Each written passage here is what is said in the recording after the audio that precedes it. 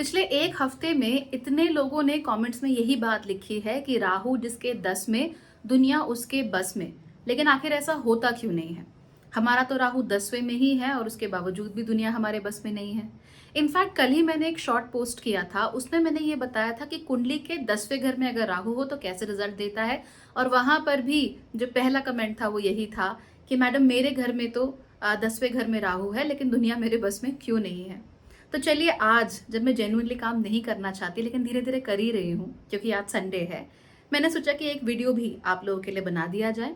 इसमें मैं राहु के बारे में आपको एक ऐसा शब्द, एक ऐसा सूत्र बताऊंगी जिससे कि आपको राहु को समझने में बहुत मदद मिल जाएगी। तो राहु आपके कुंडली के किसी भी घर में हो, किसी भी घर से गोचर कर रहा हो, उससे कोई फर्क नहीं पड़ता। फर्क इस बात से पड़ता है कि आपने वो कॉन्सेप्ट समझा या नहीं समझा। अगर ये कॉन्सेप्ट समझ गए आप लोग तो फिर राहु से ना डरने की बात है, ना घबराने की बात है। आप इमीडिएटली उसका मतलब समझ जाओगे और इमीडिएटली अपनी कुंडली में या किसी और की कुंडली में राहु फंक्शन कैसे कर रहा है वो जान पाओगे। So let's get started. नमस्ते, भाग्यश्री होलिस्टिक एस्ट्रोलॉजी में आप लोगों का एक बार फिर से स्वागत है।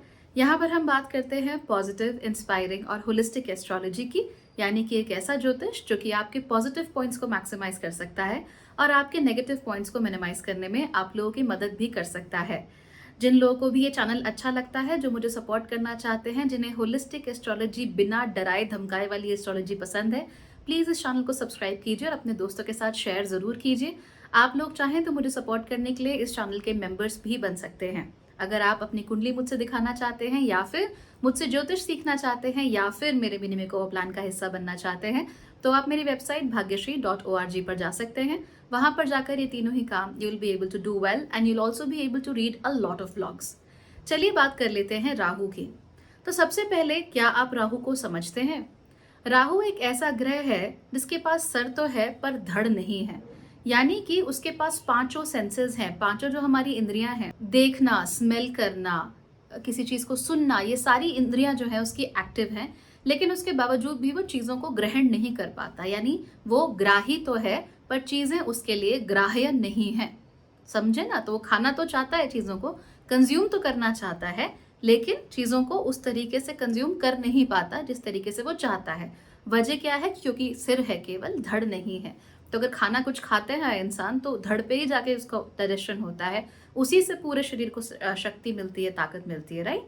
लेकिन यहाँ पे ऐसा कुछ भी नहीं है, केवल सिर है जो सोच सकता है, नए प्लान्स डिवाइस कर सकता है, स्ट्रैटेजीज रख सकता है और जो अपने इंद्रियों के वशीभूत होकर चल सकता है, राइट। तो या तो वो इंद्रियों को अपने वशीभूत करता है या इंद्रियों के वशीभूत होकर चलता है। इसी से पता लगता है कि आपकी कुंडली में स्पेसिफिकली राहु आपको अच्छे रिजल्ट्स दे रहे हैं या नहीं दे रहे हैं। और अगर आप ये कह रहे हो कि भाई हमारा राहु हमारे लिए अच्छे रिजल्ट्स नहीं दे रहा है, हमारे लिए गलत काम कर रहा है, हमारी जिंदगी बिगाड़ के रख दी, तो सबसे पहली चीज ये देखो कि क्या आप अपनी इंद्रियों के वश में हो। Are you somebody who's a slave of your senses? यानी कि मुझे ये चीज खानी है, मुझे ये चीज टच करनी है, ये चीज पहननी है, ये चीज कंज्यूम करनी है, ये चीज एक्सपीरियंस करनी है। क्या आप इन सब के वश में हो? अगर आप अपनी इंद्रियों के वश में हो तो हाँ, राहु आपके लिए नुकसान करेगा ही करेगा। आपको बचाने का एक ही तरीका है, आपकी इंद्रियों को वश में करना, और वो दूसरा तो कोई कर नहीं सकता, वो आप ही कर सकते हो। तो राहु जहां पर भी हो आपकी कुंडली में, इस बात का ख्याल रखिए that Rahu is equal to excessive work as well as excessive exhaustion. Exhaustion यानी थक जाना, बुरी तरीके से थक जाना। तो जहां पर भी कुंडली में राहु होगा, वो आपको वहां पर बहुत ज्यादा ध्यान दिलाएगा, बहुत ज्यादा काम करवाएगा और वहीं से आपको बहुत ज्यादा थका भी देगा, वहीं से बहुत ज्यादा एग्जॉस्ट भी कर देगा। तो जो चीजों की आपने उम्मीद की होगी वो चीजें हो सकता है कि आपको उतना सेटिस्फैक्शन ना दे पाए जितना कि आप सोच रहे हो। मान लीजिए, एक एग्जाम्पल ले लेते हैं छोटा सा। आप लोग स्कूल में हो और आपको लगा कि पूरे भारत में इंटर स्कूल फुटबॉल चैंपियनशिप है और मैं उसे जीतना चाहता हूँ। तो आप क्या करोगे? सबसे पहले आप अपने स्कूल के चैंपियन बनोगे। लेकिन जिस दिन आप अपने स्कूल के चैंपियन बनोगे ना, आपको कुछ खुशी सी नहीं मिलेगी, you will not be happy. फिर आप सोचोगे कि चलो मैं इंटर स्कूल लेवल पे, सिटी लेवल पे चैंपियन बनता हूँ। जब तक आप चैंपियन बनने की कोशिश करते रहोगे, भागते रहोगे, दौड़ते रहोगे, राहु आपका बड़ा सपोर्ट करेगा, because Rahu is driving you. वो आपको ड्राइव करता है। राहु हमारी जिंदगी की गाड़ी में एक्सेलरेटर की तरह होता है, वो आपको ड्राइव करता है। अब ड्राइव करके कहाँ ले जाएगा? या तो आप खबर बनेंगे या आप जेन्युइनली कुछ अच्छा कर पाएंगे, दैट डिपेंड्स। अगेन वो किस पे डिपेंड करता है, हमारी इंद्रियों पे। अगर आप इंद्रियों के वश में हैं, टाटा बाय बाय। अगर इंद्रियां आपके वश में हैं, good luck, then things are going to go well for you. ठीक है। और अगेन ये करना इतना आसान नहीं है, और क्योंकि ये करना इतना आसान नहीं है इसीलिए ज्यादातर लोग राहु की वजह से परेशान रहते हैं। सीधी सादी सी सिंपल सी बात है। इसके लिए आपको ज्योतिष का बहुत बड़ा ज्ञाता या ज्ञानी होने की कोई जरूरत नहीं है। These are just simple things. आप अपनी कुंडली पढ़ते रह जाइए, दुनिया भर की टेक्निक्स लगाते रह जाइए, लगाते ही रह जाएंगे जब तक ये छोटी सी चीज आपके समझ में नहीं आएगी।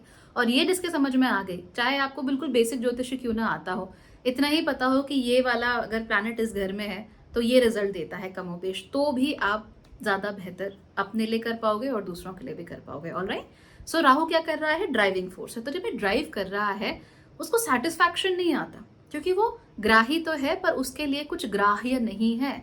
तो जो ग्राही है वो आगे बढ़ता है, कहता है अच्छा अब मैंने सिटी लेवल जीत लिया, अब मैं क्या करूं, व्हाट नाउ। क्योंकि वो सिटी लेवल जीतने पर उसे सेटिस्फैक्शन महसूस नहीं होता। एक विनर की जो सेटिस्फैक्शन होती है, that I have got something, I have one something, उसमें आता ही नहीं है। फिर वो सोचता है कि ओके अब मैं आगे क्या करूं, चलो डिस्ट्रिक्ट लेवल पर चैंपियन बनता हूँ। फिर वो डिस्ट्रिक्ट लेवल के लिए काम करता रहता है, दौड़ता रहता है, दौड़ता रहता है, काम करता रहता है, डिस्ट्रिक्ट लेवल पर जाकर जीत जाता है।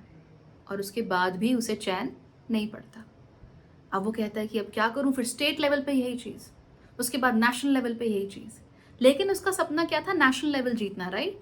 तो हम ये कह सकते हैं कि चलो नेशनल लेवल जीतना था तो स्टेट वाला जीत के उसको मज़ा नहीं आया, बट ट्रस्ट मी उसको नेशनल लेवल जीत के भी मज़ा नहीं आएगा। उसको अंदर से एक एम्प्टीनेस सी फील होगी। उसे ये समझ नहीं आएगा कि ये जो चीज़ मुझे मिली है मैं इसे ग्रहण करूँ तो करूँ कैसे, क्योंकि ग्रहण करने के लिए भी तो हाथ चाहिए और वो राहु के पास नहीं है। अगर वो आपके थ्रू उसे ग्रहण कर भी लेता है तो भी उसका जो रिजल्ट है, उसका जो इफेक्ट है, गुड और बैड, उसको वो महसूस नहीं कर सकता। और क्योंकि वो महसूस नहीं कर सकता, there is no sense of consequence for Rahu. Rahu को कॉन्सिक्वेंसेज नहीं समझ में आते, जीत हार भी समझ में नहीं आती। और इसी वजह से जब वो कोई अच्छी चीज करता है तो ना उसे अच्छी चीज का स्वाद मिल पाता है, और ना ही जब वो कोई चीज खराब करता है तो उसे खराब चीज का कॉन्सिक्वेंस ही समझ में आता है, राइट। तो यहाँ वो नेशनल लेवल जीत के जो उसका ड्रीम था, जो करना चाहता था, उसके लिए उसने इतनी मेहनत की, इतनी तैयारी की, अपनी पूरी जिंदगी झोंक दी, उसके बावजूद भी वो करके उसको शांति नहीं मिली, उसको एक सेंस ऑफ सेटिस्फैक्शन, एक अच्छी फीलिंग कि हाँ मैंने कुछ जीता है, वो उसको नहीं मिला। यही है राहु। तो राहु ने यहाँ इस व्यक्ति से क्या कराया, इस बच्चे से क्या कराया, बहुत ज्यादा मेहनत कराई, एक्सेसिवली काम कराया, और वो करते करते उसे एक्सेसिवली एग्जॉस्ट कर दिया, राइट। और अक्सर ये जो एग्जॉशन होता है ये इमोशनल एग्जॉशन होता है, यानी आप भावनात्मक रूप से बुरी तरह से थक चुके होते हो, बर्नआउट हो गए होते हो। तो राहु आपको एम्बिशन, ड्रीम्स, इसके पीछे इतना भगाता है कि भावनाएं आपकी कहीं पीछे सिमट कर, सिकुड़ कर रह जाती हैं। जैसे पौधे होते हैं, बहुत लंबे समय तक पानी नहीं दोगे तो क्या होगा उनके साथ, खराब हो जाएंगे, विल्ट हो जाएंगे, मुरझा जाएंगे। और पानी क्या है, चंद्रमा। चंद्रमा क्या है, इमोशंस। तो जब इमोशंस नहीं आते हैं किसी चीज़ में, बहुत ज़्यादा आप पर्सनल लेवल पर कोई चीज़ महसूस नहीं कर पा रहे हो, फील नहीं कर पा रहे हो, ना जीत और ना ही हार, तो ऐसे में क्या होगा, इमोशंस आपके एग्जॉस्ट हो जाएंगे। और यही जो एग्जॉशन होता है, यह आपकी कुंडली में राहु लेकर आता है। तो क्या कराएगा, एक्सेसिव वर्क, यानी अत्यधिक काम कराएगा, और एक्सेसिव आपको एग्जॉशन भी देकर जाएगा। अब इस बात को, इस सूत्र को, Rahu is equal to excess work and Rahu is equal to excess exhaustion, इसको आप अपनी कुंडली के किसी भी भाव में लगाइए और आपको मालूम चल जाएगा कि आखिर चीजें आपके लिए काम क्यों नहीं कर रही हैं। तो राहु अगर आपके 10 में है तो भी दुनिया आपके बस में क्यों नहीं आ रही है। तो नंबर 1 मैंने क्या बताया, अगर आप सेंसेस के कंट्रोल में है तो भूल जाओ। If you are all about senses, अगर आप सिर्फ इंद्रिय सुख पाना चाहते हो, सिर्फ उसी में लिप्त हो, तो आपके लिए राहु कुछ अच्छा नहीं कर सकता। I can give that to you in writing. It can never provide you with something genuinely useful, क्योंकि वो आपको अचीवमेंट तो देगा पर अचीवमेंट से मिलने वाला सेटिस्फैक्शन कभी नहीं दे सकता। उसके लिए बहुत ज़रूरी है कि आप लोग भावनात्मक रूप से और आध्यात्मिक रूप से काफ़ी मजबूत रहें। जो लोग आध्यात्मिक और भावनात्मक रूप से मजबूत रहते हैं उनका केतु बहुत स्ट्रांग होता है, और जिनका केतु बहुत स्ट्रांग होता है उनका ऑटोमेटिकली राहु भी काफी अच्छा खासा कंट्रोल में रहता है। It's not a bad Rahu at all. तो अगर आप आध्यात्मिक रूप से मजबूत होंगे तो आपका केतु मजबूत होगा, और जहां केतु मजबूत हो जाएगा वो राहु को खुद ही कंट्रोल कर लेता है, आपको उसके लिए एफर्ट लगाने की जरूरत नहीं है। तो जो आप इंद्रिय सुखों के पीछे भागेंगे, गुड लक, राइट। और इसीलिए मैं बहुत ज़्यादा आप लोगों को बताती हूँ कि why spirituality is also connected to astrology. बहुत सारे लोग बोलते हैं कि प्रवचन हो गया, प्रवचन नहीं है, सीखना है सीख लो, नहीं सीखना है तो छप्पर कब फटेगा, किस्मत कब बदलेगी, भाग्योदय कब होगा, सोचते रह जाओगे, सुनते रह जाओगे, मिलना कुछ है नहीं, होना कुछ है नहीं, it will not work out for you. ठीक है, सो अंडरस्टैंड दीज थिंग कि चीजें कैसे कनेक्टेड हैं आपस में। अगर आप नहीं समझोगे तो nothing is going to work out, keep consuming content. मान लीजिए राहु आपकी कुंडली के पहले घर में है, तो अगेन हम यहाँ पे यही प्रिंसिपल को अप्लाई करते हैं। क्या आप इंद्रियों के वश में हो या इंद्रियां आपके वश में है? अगर आप इंद्रियों के वश में हो तो नेगेटिव हो सकता है, लेकिन अगर इंद्रियां आपके वश में है तो ये आपके लिए पॉजिटिव हो सकता है। लेकिन यूजुअली हम क्या देखते हैं कि व्यक्ति का ध्यान अपने शरीर पर, क्योंकि पहला भाव क्या है, सिंपल है, तनु भाव, यानी हमारे शरीर का भाव। So you become obsessed with your body. Obsession किस लेवल का है यह राहु के ऊपर काफी निर्भर करता है। एंड राहु का डिस्पोजिटर कौन है, यानी राहु जिस राशि में है उस राशि का स्वामी कौन है, कहाँ है, कैसी स्थिति पे है, इस पर भी निर्भर करता है। लेकिन इन जनरल हम देखते हैं कि अपने ऊपर, अपनी फिजिकल आइडेंटिटी के ऊपर बहुत ज़्यादा ध्यान देना शुरू हो जाता है। ऐसे लोग हेयर स्टाइल्स बदलना, अपने शरीर को कभी कभार तो इतना एक्सट्रीम पे चला जाता है कि आप अपने शरीर को मॉडिफाई करना चाहते हो, प्लास्टिक सर्जरीज वगैरह करना चाहते हो। You feel like a celebrity everywhere you go, और आपको लगता है कि सारी नज़रें आप ही के ऊपर हैं। अगर इसको और एक्सट्रीम पर खींच कर ले जाएं तो हमारा अहंकार में डेवलप हो जाता है। तो सामान्य ईगो, मैं हूँ, ये क्या है, अहम है, राइट, मैं ही हूँ, ये अहंकार है, एक्सेसिव अहंकार ऑफ कोर्स। तो हम ये देखते हैं यहाँ पर। तो यहाँ पर क्या होगा, वो आपको एफर्ट कहाँ कराएगा, excessive effort on your body, on how you look. और यही करते करते आप क्या हो जाओगे, एग्जॉस्ट हो जाओगे, बर्न आउट हो जाओगे, अपने आप को थकाओगे। तो आपको रनिंग करनी है हद से ज़्यादा। I have seen people excessive running करनी है, दौड़े जा रहे हैं, दौड़े जा रहे हैं, रुक नहीं रहे, जुकाम हो गया है, शरीर साथ नहीं दे रहा है, बुखार हो रहा है, फिर भी दौड़े जा रहे हैं। आराम कैसे करना है पता ही नहीं, क्योंकि वो महसूस ही नहीं हो रहा है। क्योंकि महसूस नहीं हो रहा है इसलिए वो रुक ही नहीं रहे हैं। So they are no consequences for these people because they don't understand the consequences. तो ये करते चले जाते हैं, अपने आप को एग्जॉस्ट करते हैं, बर्न आउट करते हैं, और जब उन्हें परफॉर्म करने की ज़रूरत होती है असल में, तब वो क्या हो जाते हैं, पीछे हो जाते हैं। तो ये यूजुअली देखने को मिलता है, और मैंने ऐसा देखा है in the case of a young sportsman जिसका राहु और चंद्रमा पहले घर में था इन एरीज राशि। तो इसके साथ ही क्या हुआ था that he wanted to be everything, उसको सब कुछ करना था, उसको सब कुछ बनना था, right, he wanted to be on top of everything. लेकिन क्या हुआ, एक्सेसिव बर्नआउट। कोई कॉन्सेप्ट ही नहीं है रेस्ट का, क्योंकि रेस्ट करना ही नहीं है। तो तरह तरह की गोलियां खाओ, तरह तरह का लिटरेचर पढ़ो, शरीर को कैसे अच्छा बनाना है और मस्कुलर कैसे होना है, फिजिक, मतलब बिल्कुल पिन पॉइंट करने की कोशिश कर रहा था। And he was doing well, ऐसा नहीं कि गलत कर रहा था, he was doing very well. But exhaustion कभी ना कभी तो कैचअप करेगा, और जब ज़रूरत थी इंपॉर्टेंट जगह पर, वहाँ पर एग्जॉशन ने कैचअप किया and he faced a really bad injury. So ये होता है। वैसे ही अब कहा ना, राहु 10वें घर में, दुनिया उसके बस में। चलिए 10वें घर के राहु को देखते हैं। जब राहु 10वें घर में जाएगा तो क्या कराएगा, एक्सेसिव एफर्ट्स कराएगा, यानी आप बहुत ज़्यादा एफर्ट कर रहे हो किसी भी चीज़ में। और राहु का नेचर क्या है, बिखराव का, तो वो चीज़ों को बिखराएगा। तो एफर्ट जो होते हैं वो कोहेरेंट नहीं होते। कोहेरेंट एफर्ट्स क्या होते हैं, जब आप स्टेप बाय स्टेप प्लान के तहत चीज़ें करते हो। लेकिन जब राहु 10वें घर में होता है तो अपने नेचर के अनुसार वो चीज़ों को इनकोहेरेंट बनाता है, थोड़ा बिखराव होता है उनमें। और बिखराव के साथ आप अलग अलग जगह पर बहुत ज़्यादा ध्यान दे रहे होते हो। अब आप चीज़ों को फोकस नहीं कर पाते, चैनल नहीं कर पाते। जब आप चीज़ों को फोकस और चैनल नहीं कर पाते हो तो आप हद से ज़्यादा काम करते हो। जब आप हद से ज़्यादा काम करते हो तो आप क्या हो जाते हो, एक्सेसिव एफर्ट के बाद क्या आता है, एग्जॉशन। तो आप बर्न आउट हो जाते हो, थक जाते हो, and it's very difficult to come out of it. So यहाँ पर अगेन हमने क्या देखा, दुनिया बस में कैसे होगी थके हुए राजा के राजा अगर थका हुआ है तो दुनिया बस में कैसे होगी, नहीं हो सकती ना। तो इसीलिए राजा को आराम बहुत ज़रूरी है। राजा को मालूम होना चाहिए कि कब कहाँ पर मुझे कितना एफर्ट लगाना है। उससे ज़्यादा मैं एफर्ट लगाऊंगा या ज़बरदस्ती मैं अपने ईगो की खातिर और एक्सेसिवली एफर्ट करूंगा तो मुझे नुकसान होगा। ठीक, यही आप 7वें घर में ले लीजिए। बहुत सारे लोग कहते हैं कि 7वें घर में राहु है तो आपके मल्टीपल रिलेशनशिप्स होंगे, फेल्ड रिलेशनशिप्स होंगे, और वो 100% गलत नहीं है। लेकिन उसके पीछे का रीजनिंग क्या है? रीजनिंग ये है कि हमें नहीं मालूम with exactly are we looking for in a relationship, हम चाहते क्या है रिलेशनशिप में, और किस चीज़ को सही माना जाए एक रिश्ते में और किस चीज़ को खराब माना जाए। किस चीज़ को हम कह सकते हैं कि हाँ भाई कोई बात नहीं, ये रेड फ्लैग नहीं है, ये पिंक फ्लैग है, या फिर ये रेड फ्लैग नहीं है, ये ग्रीन फ्लैग है। किन चीज़ों को कहा जाए, तो यहाँ पर एक कन्फ्यूजन होता है। और इसीलिए राहु 7th हाउस, आप बोलोगे कि भाई बहुत रिलेशनशिप में रहते हैं, प्लेयर होते हैं, ऐसा कुछ नहीं है। बहुत सारे ऐसे लोग बड़े ही खराब अब्यूजिव रिलेशनशिप्स में भी होते हैं, क्योंकि उन्हें समझ में नहीं आता कि हाउ एग्जैक्टली हम उस चीज़ को समझे कैसे, उस चीज़ का करें क्या, कौन सी चीज़ अच्छी है, कौन सी चीज़ खराब है, किस तरीके से कही गई है, इसका कोहिरेंस नहीं आ पाता है, उसकी समझ नहीं आ पाती है। प्लस आप इतना एफर्ट करते हो उस चीज़ के लिए, तो आप इन लोगों को देखिए, अपने रिलेशनशिप में ये 100% देते हैं, अपना 100% देना चाहते हैं। अपने जो भी इनके पार्टनर हैं उनको वो पेडेस्टल पे बिठा के रखते हैं, उनके लिए बहुत सारी चीज़ें करते हैं, उनके लिए बहुत सारा एफर्ट करते हैं, और वो एफर्ट करते करते क्या हो जाते हैं, एग्जॉस्ट हो जाते हैं।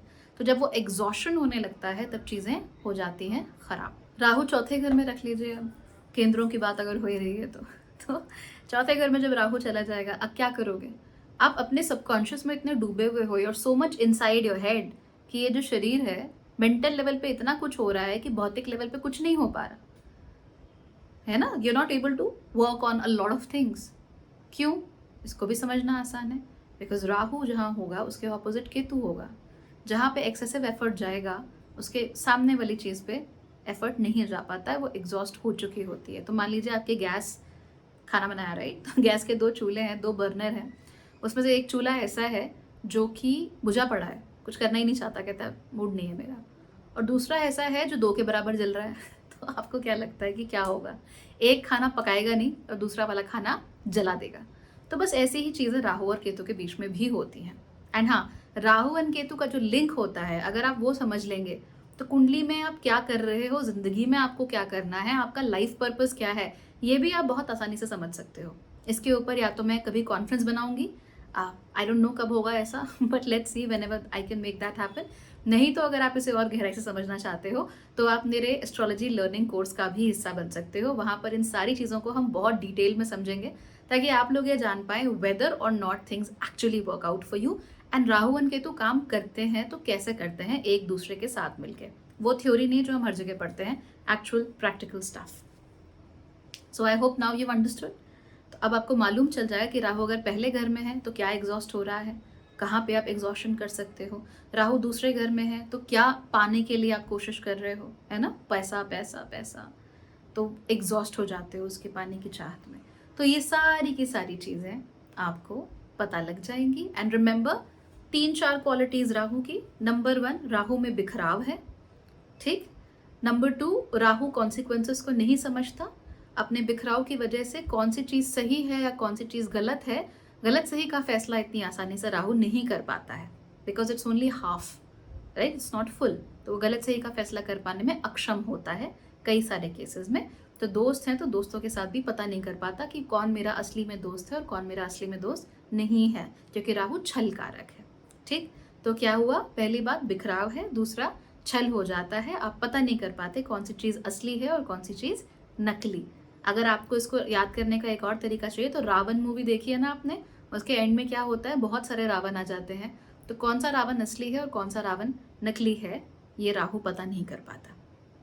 तीसरी चीज़, राहु जहाँ पर भी जाएगा वो एक्सेसिव एफर्ट करता है उस जगह पर, एक्सेसिव यानी अपना सारा ध्यान, अपनी सारी इंद्रियां, भौतिक रूप से, मानसिक रूप से, जो कुछ भी है, इमोशनल रूप से, वो सारा वहाँ झोंक देता है।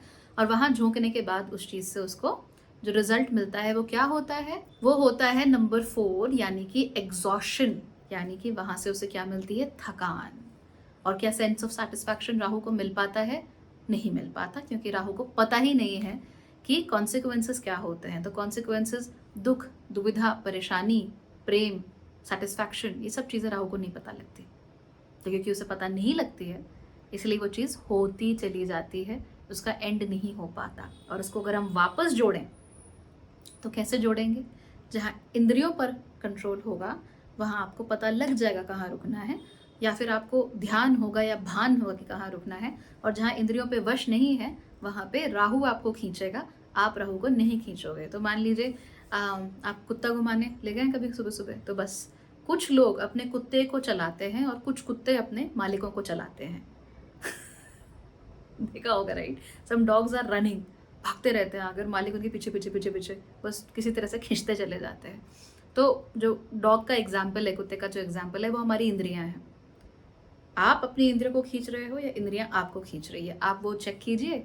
और अगर चेक कर लिया, सब कुछ ठीक हो गया, तो राहु बुरे रिजल्ट नहीं देता। इसीलिए अगर आपके जीवन में कोई गुरु है या फिर you have a wise old man in your life जो कि आपको बता सके कहाँ जाना है, कौन सी चीज़ सही है, और जिनकी बोली हुई बात आपको पत्थर की लकीर लगती हो, तो ऐसे केसेस में राहु की महादशा भी आए तो भी आप बचे रहते हो। और यूजुअली ये काम आपके नाना बहुत अच्छे से कर सकते हैं।